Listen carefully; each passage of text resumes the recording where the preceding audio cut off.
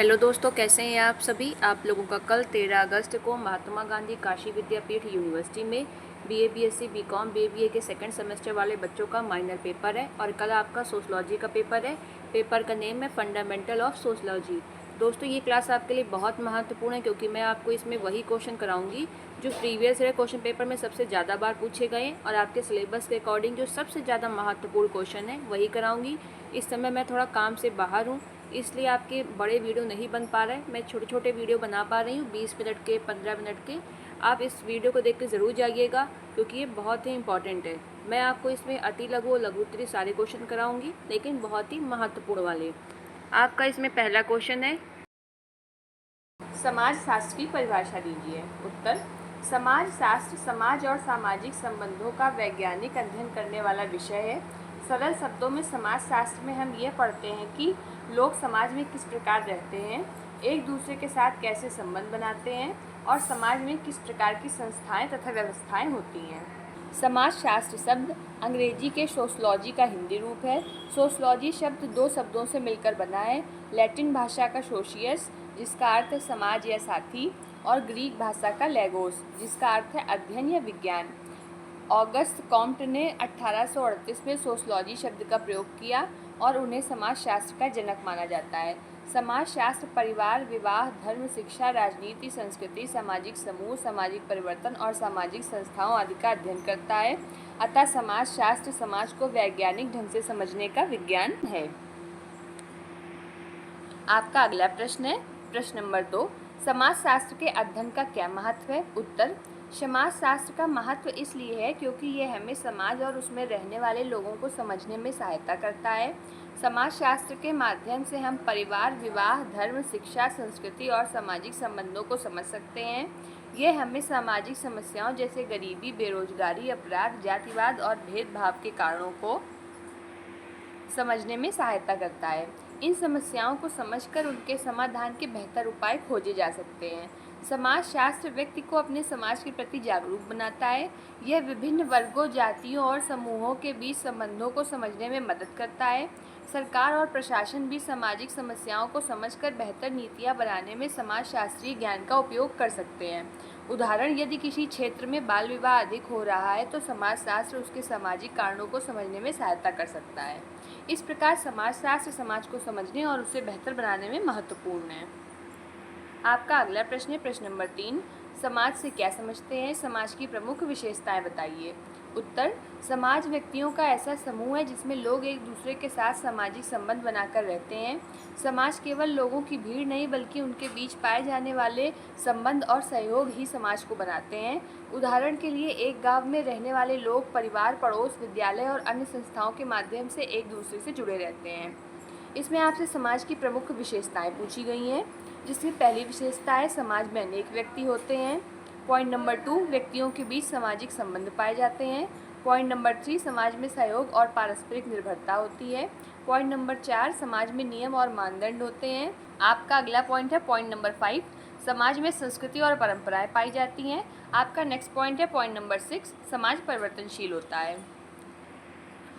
अगर सरल शब्दों में समझें तो समाज केवल लोगों का समूह नहीं बल्कि लोगों के बीच बने सामाजिक संबंधों का जाल है। आपका अगला प्रश्न है प्रश्न नंबर 4, समुदाय क्या है, इसकी प्रमुख विशेषताएं बताइए। उत्तर, समुदाय ऐसे लोगों का समूह है जो सामान्यतः एक निश्चित क्षेत्र में रहते हैं और उनमें सामुदायिक भावना तथा अपनापन पाया जाता है। समुदाय में रहने वाले लोगों के बीच कई सामान्य आवश्यकताएं, परंपराएं और जीवन पद्धतियां होती हैं। समुदाय की प्रमुख विशेषताएं निम्नलिखित हैं। पहला पॉइंट, सामान्यतः एक निश्चित भौगोलिक क्षेत्र होता है। पॉइंट नंबर 2, लोगों में हम की भावना होती है। पॉइंट नंबर 3, सदस्यों में सामाजिक संबंध पाए जाते हैं। पॉइंट नंबर 4, कुछ सामान्य आवश्यकताएं और हित होते हैं। पॉइंट नंबर 5, सामुदायिक जीवन में सहयोग की भावना होती है। पॉइंट नंबर 6, समुदाय में सामान्य संस्कृति और परंपराएं हो सकती हैं। इसका उदाहरण देख लीजिए, गांव, मोहल्ला या किसी क्षेत्र में रहने वाले लोगों का समुदाय। इसे अगर सरल शब्दों में एक्सप्लेन करें, समुदाय ऐसे लोगों का समूह है जो एक स्थान पर मिलजुल कर रहते हैं और उनमें अपनापन होता है। आपका अगला पॉइंट है पॉइंट नंबर 5, समाज और समुदाय में अंतर स्पष्ट कीजिए। उत्तर, समाज और समुदाय दोनों सामाजिक जीवन की महत्वपूर्ण अवधारणाएं हैं, लेकिन दोनों समान नहीं हैं। इसको आप ये 2 हेडिंग डाल के लिखिएगा, इससे अच्छे से एक्सप्लेन हो जाएगा और आपको भी समझ आएगा। एक पार्ट है ये इसका समाज और दूसरा पार्ट है समुदाय। समाज का क्षेत्र व्यापक होता है, निश्चित भौगोलिक क्षेत्र आवश्यक नहीं है, संबंध प्रत्यक्ष और अप्रत्यक्ष दोनों हो सकते हैं। समाज में विभिन्न प्रकार के समूह और संस्थाएं होती हैं। समाज में व्यक्तिगत हित अलग अलग हो सकते हैं। इसका एग्जाम्पल है जैसे भारतीय समाज। अब समुदाय समझ लीजिए। समुदाय अपेक्षाकृत छोटा होता है, सामान्यतः निश्चित क्षेत्र होता है, संबंध अपेक्षाकृत प्रत्यक्ष होते हैं। समुदाय में सामुदायिक भावना अधिक होती है, कुछ सामान्य हित पाए जाते हैं। इसका एग्जाम्पल है जैसे गांव या मोहल्ला। इसका सरल उदाहरण है, भारत में रहने वाले सभी लोग मिलकर भारतीय समाज का निर्माण करते हैं, जबकि किसी गांव में रहने वाले लोग एक स्थानीय समुदाय बनाते हैं। आपका अगला प्रश्न है प्रश्न नंबर 6। सामाजिक संस्था से आप क्या समझते हैं? इसका उत्तर देख लीजिए। सामाजिक संस्था समाज द्वारा बनाए गए ऐसे स्थायी नियमों और व्यवस्थाओं का समूह है जो लोगों की महत्वपूर्ण सामाजिक आवश्यकताओं को पूरा करता है और उनके व्यवहार को दिशा देता है। संस्था किसी एक व्यक्ति का नाम नहीं बल्कि सामाजिक जीवन में स्थापित नियमों और भूमिकाओं की व्यवस्था है। समाज की प्रमुख सामाजिक संस्थाएं हैं परिवार, विवाह, धर्म, शिक्षा, राजनीति और अर्थव्यवस्था। उदाहरण के लिए विवाह संस्था पति पत्नी के संबंधों को सामाजिक मान्यता और नियम प्रदान करती है। इसी प्रकार शिक्षा संस्था व्यक्ति को ज्ञान और कौशल प्रदान करती है। सामाजिक संस्थाएं समाज में व्यवस्था बनाए रखने में सहायता करती हैं। वे व्यक्ति को यह बताती हैं कि विभिन्न परिस्थितियों में उसे किस प्रकार व्यवहार करना चाहिए। इसे अगर सरल शब्दों में एक्सप्लेन करें, सामाजिक संस्था समाज की ऐसी स्थायी व्यवस्था है जो लोगों की आवश्यकताओं को पूरा करती है और उनके व्यवहार को दिशा देती है। आपका अगला प्रश्न है प्रश्न नंबर 7। सामाजिक संगठन क्या है? उत्तर, सामाजिक संगठन से तात्पर्य व्यक्तियों या समूहों की ऐसी व्यवस्थित व्यवस्था से है जिसमें वे किसी निश्चित उद्देश्य की प्राप्ति के लिए नियमों और भूमिकाओं के अनुसार कार्य करते हैं। संगठन में प्रत्येक सदस्य की कोई न कोई भूमिका और जिम्मेदारी होती है। उदाहरण के लिए विद्यालय एक सामाजिक संगठन है। इसमें प्रधानाचार्य, शिक्षक, विद्यार्थी और अन्य कर्मचारी अपनी अपनी भूमिकाएं निभाते हैं। इसी प्रकार अस्पताल, राजनीतिक दल, कार्यालय और स्वयंसेवी संस्थाएं भी सामाजिक संगठनों के उदाहरण हैं। संगठन में सामान्य उद्देश्य, नियम, कार्य विभाजन और आपसी सहयोग पाया जाता है। इसको सरल शब्दों में देख लीजिए। जब लोग किसी निश्चित उद्देश्य को पूरा करने के लिए व्यवस्थित होकर मिलकर काम करते हैं तो उसे सामाजिक संगठन कहते हैं। आपका अगला प्रश्न है प्रश्न नंबर 8। सामाजिक समूह क्या है? इसकी विशेषताएं बताइए। उत्तर, सामाजिक समूह दो या दो से अधिक व्यक्तियों का ऐसा समूह है जिनके बीच सामाजिक संबंध, पारस्परिक संपर्क और किसी प्रकार की सामूहिक भावना होती है। केवल एक जगह पर बहुत सारे लोगों का इकट्ठा होना सामाजिक समूह नहीं कहलाता है। सामाजिक समूह की प्रमुख विशेषताएं देख लीजिए। इसका पहला पॉइंट है, समूह में दो या दो से अधिक व्यक्ति होते हैं। इसका दूसरा पॉइंट है, सदस्यों के बीच सामाजिक संपर्क होता है। इसका तीसरा पॉइंट है, सदस्यों में किसी प्रकार की सामूहिक भावना होती है। इसका चौथा पॉइंट है, समूह में कुछ सामान्य उद्देश्य या हित हो सकते हैं। इसका पांचवा पॉइंट है, समूह में कुछ नियम और अपेक्षाएं होती हैं। और इसका छठा पॉइंट है, सदस्यों के बीच सामाजिक संबंध होते हैं। इसका उदाहरण देख लीजिए। परिवार, मित्रों का समूह, खेल, टीम, विद्यालय की कक्षा आदि। अगर इसके सरल शब्दों में एक्सप्लेन करें, जब कुछ लोग एक दूसरे से जुड़े हों, संपर्क रखते हों और अपने आप को एक समूह का हिस्सा मानते हो तो वह सामाजिक समूह है। अब आपका अगला प्रश्न है प्रश्न नंबर 9। सामाजिक समूह और सामाजिक संगठन में अंतर बताइए। उत्तर, इसको भी आप उसी तरह लिखिएगा, दो पार्ट में डिवाइड कर लीजिएगा। एक हिस्सा हेडिंग डालिएगा सामाजिक समूह और दूसरे हेडिंग डालिएगा सामाजिक संगठन। सामाजिक समूह, इसमें पहला पॉइंट है, दो या दो से अधिक व्यक्तियों के सामाजिक संबंधों पर आधारित होता है, जबकि सामाजिक संगठन किसी निश्चित उद्देश्य के लिए व्यवस्थित किया जाता है। इसका दूसरा पॉइंट है, संगठन अपेक्षाकृत कम औपचारिक हो सकता है, लेकिन सामाजिक संगठन सामान्यतः औपचारिक नियम होता है। इसका तीसरा पॉइंट है, सामाजिक समूह में भावात्मक संबंध हो सकते हैं, लेकिन सामाजिक संगठन जो है वो उद्देश्य और कार्य अधिक महत्वपूर्ण होते हैं। सामाजिक समूह का एग्जाम्पल है मित्रों का समूह। सामाजिक संगठन का एग्जाम्पल है विद्यालय या कार्यालय। सदस्यों के संबंध महत्वपूर्ण होते हैं। सामाजिक संगठन में कार्य विभाजन और जिम्मेदारियां महत्वपूर्ण होती हैं। इसके सरल उदाहरण हैं, चार दोस्त मिलकर एक समूह बनाते हैं, लेकिन वही लोग यदि किसी प्रतियोगिता के लिए नियम, जिम्मेदारी और उद्देश्य तय करके टीम बनाते हैं तो वह संगठनात्मक रूप ले सकता है। आपका अगला प्रश्न है प्रश्न नंबर 10। सामाजिक संस्थाओं की कुछ प्रमुख विशेषताएं बताइए। उत्तर सामाजिक संस्थाएं समाज की स्थायी व्यवस्थाएं होती हैं। इनकी कुछ प्रमुख विशेषताएं निम्नलिखित हैं। इसका पहला पॉइंट है सामाजिक आवश्यकताओं की पूर्ति। संस्थाएं समाज की आवश्यकताओं को पूरा करती हैं। इसका दूसरा पॉइंट है स्थायित्व। संस्थाएं लंबे समय तक बनी रहती हैं। इसका तीसरा पॉइंट है नियम और मूल्य। प्रत्येक संस्था के अपने नियम और मूल्य होते हैं। इसका चौथा पॉइंट है सामाजिक स्वीकृति। संस्था को समाज द्वारा मान्यता प्राप्त होती है। इसका पांचवा पॉइंट है भूमिकाएं और पद। संस्था में लोगों की अलग अलग भूमिकाएं होती हैं। इसका छठा पॉइंट है व्यवहार का नियंत्रण। संस्थाएं व्यक्ति के व्यवहार को नियंत्रित करती हैं। उदाहरण, परिवार बच्चों की देखभाल और समाजीकरण करता है, जबकि शिक्षा संस्था ज्ञान और कौशल प्रदान करती है। इसे सरल शब्दों में अगर कहें, सामाजिक संस्थाएं समाज की व्यवस्थित और स्थायी व्यवस्थाएं हैं जो सामाजिक जीवन को चलाने में मदद करती हैं। आपका अगला प्रश्न है प्रश्न नंबर 11। संस्कृति क्या है, इसकी प्रमुख विशेषताएं बताइए। उत्तर, संस्कृति किसी समाज के लोगों के जीवन जीने के तरीके को कहते हैं। इसमें भाषा, ज्ञान, विश्वास, मूल्य, रीति रिवाज, परंपराएं, कला, नैतिक नियम और व्यवहार के तरीके शामिल होते हैं। संस्कृति जन्म से नहीं मिलती बल्कि व्यक्ति इसे समाज में रहकर सीखता है। संस्कृति की प्रमुख विशेषताएं निम्नलिखित हैं। इसका पहला पॉइंट, संस्कृति सीखी जाती है। दूसरा पॉइंट, ये सामाजिक होती है। तीसरा पॉइंट, संस्कृति एक पीढ़ी से दूसरी पीढ़ी तक पहुंचती है। चौथा पॉइंट, इसमें समय के साथ परिवर्तन होता है। पांचवा पॉइंट, संस्कृति व्यक्ति के व्यवहार को प्रभावित करती है। और छठा पॉइंट, प्रत्येक समाज की अपनी संस्कृति होती है। उदाहरण, बड़ों का सम्मान करना, त्यौहार मनाना, नमस्ते करना और अपनी भाषा बोलना संस्कृति के उदाहरण हैं। सरल शब्दों में, संस्कृति समाज की सीखी हुई जीवन पद्धति है। आपका अगला प्रश्न, प्रश्न नंबर 12, सभ्यता क्या है। उत्तर, सभ्यता से तात्पर्य मनुष्य के जीवन में विकसित भौतिक और तकनीकी सुविधाओं तथा जीवन को व्यवस्थित बनाने वाले साधनों में से है। इनमें मकान, सड़क, वाहन, मशीन, कंप्यूटर, मोबाइल, इंटरनेट, चिकित्सा और आधुनिक तकनीकी आदि शामिल किए जा सकते हैं। सभ्यता मनुष्य के बाहरी जीवन को आधुनिक, सुविधाजनक, आरामदायक बनाने में सहायता करती है। उदाहरण के लिए, पहले लोग लंबी दूरी पैदल तय करते थे, लेकिन आज कार, ट्रेन और हवाई जहाज उपलब्ध हैं। संस्कृति मुख्य रूप से व्यक्ति के विचारों, मूल्यों और व्यवहार से जुड़ी होती है, जबकि सभ्यता अधिकतर भौतिक और तकनीकी विकास से संबंधित होती है। इसे सरल शब्दों में कहें तो सभ्यता वह है जो मनुष्य के जीवन को अधिक सुविधाजनक और विकसित बनाने वाले साधन प्रदान करती है। आपका अगला प्रश्न है प्रश्न नंबर 13, संस्कृति और सभ्यता में अंतर बताइए। उत्तर, संस्कृति और सभ्यता एक दूसरे से संबंधित हैं, लेकिन दोनों समान नहीं हैं।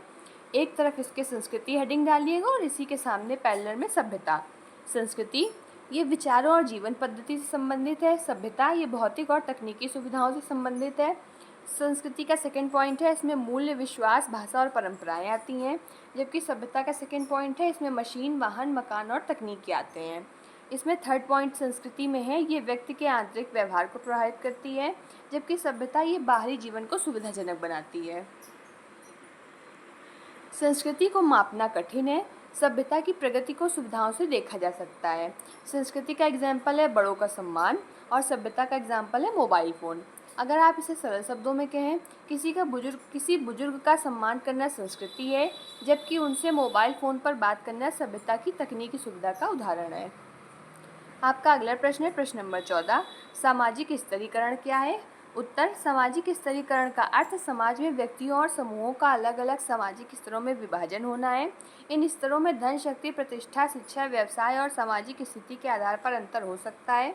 उदाहरण के लिए, समाज में कुछ लोग बहुत अमीर होते हैं, कुछ मध्यम आय वाले और कुछ गरीब होते हैं। इसी प्रकार जाति व्यवस्था भी सामाजिक स्तरीकरण का एक पारंपरिक रूप रही है। सामाजिक स्तरीकरण के प्रमुख आधार जाति, वर्ग, धन, शक्ति, शिक्षा और प्रतिष्ठा हो सकते हैं। अगर इसे सरल शब्दों में कहें तो जब समाज में लोगों की स्थिति ऊंच नीच या अलग अलग स्तरों में बढ़ जाती है तो उसे सामाजिक स्तरीकरण कहते हैं। आपका अगला प्रश्न है प्रश्न नंबर 15, सामाजिक स्तरीकरण की प्रमुख विशेषताएं बताइए। उत्तर, सामाजिक स्तरीकरण समाज में असमानता और विभिन्न सामाजिक स्तरों को दर्शाता है। इसकी प्रमुख विशेषताएं निम्न है। पहली विशेषता, यह समाज में पाया जाता है। दूसरी विशेषता, इसमें लोगों की सामाजिक स्थिति अलग अलग होती है। तीसरी विशेषता, इसमें ऊंचे और नीचे सामाजिक स्तर पाए जाते हैं। चौथी विशेषता, इसका आधार धन, जाति, शक्ति, शिक्षा और प्रतिष्ठा हो सकता है। पांचवा पॉइंट, ये व्यक्ति के अवसरों को प्रभावित कर सकता है। छठा पॉइंट, ये समाज के विभिन्न समूहों के बीच असमानता पैदा कर सकता है। सातवां पॉइंट, इसके कुछ रूप जन्म पर आधारित होते हैं जबकि कुछ उपलब्धियों पर आधारित होते हैं। इसमें आगे है उदाहरण, जाति व्यवस्था में व्यक्ति की सामाजिक स्थिति परंपरागत रूप से जन्म से जुड़ी रही है जबकि वर्ग व्यवस्था में आर्थिक स्थिति महत्वपूर्ण होती है। सरल शब्दों में सामाजिक स्तरीकरण समाज में समानता और असमानता के विभिन्न स्तरों को बताता है। दोस्तों एक चीज़ और देख लीजिए आप, इसके आगे ये सारे क्वेश्चन आपके हैं जितने भी आपकी यूनिट में दिया है, परिवार क्या है, जाति क्या है, सब बहुत अच्छे से कवर किया है। विवाह क्या है, एक भी पॉइंट आपका नहीं छोड़ा है, चाहे आपका किसी भी यूनिट में कोई भी पॉइंट हो, सारा इंपॉर्टेंट मैंने इस पीडीएफ में लिया है। दोस्तों इस पीडीएफ में मैंने आपको अति लघु, लघु, दीर्घ सारे क्वेश्चन दिए। जैसे आपके पेपर में 5 क्वेश्चन आते हैं अति लघु के, तो मैंने आपको इसमें 12 से 13 दिए और उसी में आपका 100% आ जाएगा। और आपके लघु में 8 आते हैं तो इसमें आपके 15-16 मैंने लघु दे दिए और बाकी आपके दीर्घ सब मिला के आपके 35 से 40 क्वेश्चन है। और मैं आपको इनके थ्रू 100% गारंटी दे रही हूँ कि आपके 70 से 80% पेपर इन्हीं पीडीएफ से बहुत अच्छे से कवर हो जाएगा। लेकिन अभी मैं बाहर हूँ तो ये पूरा वीडियो रिकॉर्ड नहीं कर सकती क्योंकि बहुत लंबा हो जाएगा। तो आप ये देख लीजिए, अगर आपको ये पीडीएफ चाहिए तो आप ये टेलीग्राम पे जाइएगा एग्ज़ाम लर्निंग एकेडमी में, इसमें मैं आपको पीडीएफ सेंड कर दूँगी।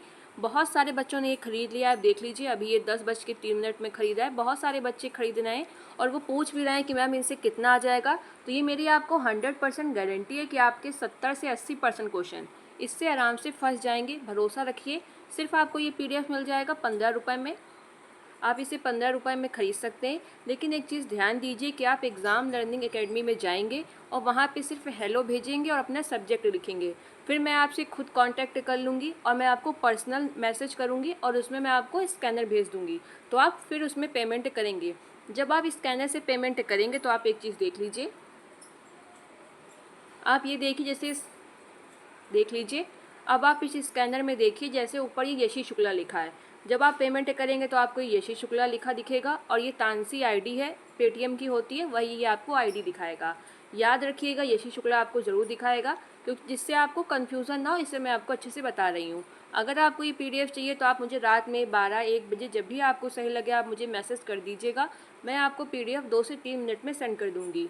लेकिन ये मेरी आपको फिर से गारंटी है कि आपके सारे क्वेश्चन इससे आ जाएंगे। क्या पता 90% पेपर आ जाए, लेकिन ज़्यादा मैं नहीं बोलती हूँ जिससे अगर मेरी बात ना ख़राब हो।